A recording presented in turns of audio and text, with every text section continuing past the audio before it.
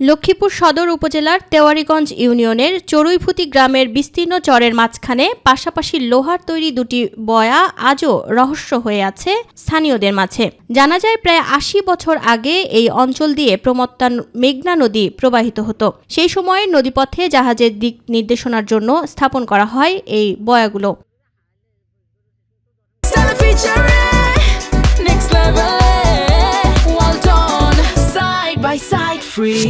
স্থানীয়রা জানায় তারা ছোটবেলা থেকেই এই বয়াগুলো দেখে আসছে। আগে মানুষ অনেক দূর থেকে এখানে মানত করতে আসতো, মিলাদ পড়তো, টাকা পয়সা রেখে যেত। যা আসা যাওয়া করতো এরা বয়া হারাইছে।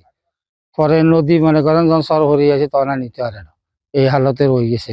বুল্লেশ্বর এই বয়াটা বহুত মানুষ দেখতে আসে। এখানে বহুত আগে দেখতাম ওয়াজ মহফল কিংবা উরুস টুরুস এগুলা করতো, নানা মৃত্যু মানুষ আসতো। চরে বসবাস করা একাধিক ব্যক্তি বলেন বয়াগুলো ঐতিহাসিক বস্তু। এখান থেকে মেঘনা নদী পশ্চিম দিকে সরে যাওয়ার পর এই বয়া দুটি ভেসে ওঠে। 40 বছর আগে 40 বছর লাতে ইয়ানা আছে ধরেন না বাড়তে জ্বলতো। এটার মধ্যে উড়ি হোলানি শতানি করতে ব্যাকে বস গরুরে হানি খাবাইতো। অনেক ভাঙি চুরি গেছে, অনেক মোটকা দুগা আছে। সম্প্রতি এই ঐতিহাসিক বয়া দুটির চারপাশ থেকে প্রায় 3 ফিট গভীর মাটি কেটে নেওয়া হয়েছে। স্থানীয়দের অভিযোগ জমির মালিক সেই মাটি ব্রিক ফিল্ডে বিক্রি করেছেন। এতে করে বয়াগুলো এখন অরক্ষিত অবস্থায় পড়ে আছে।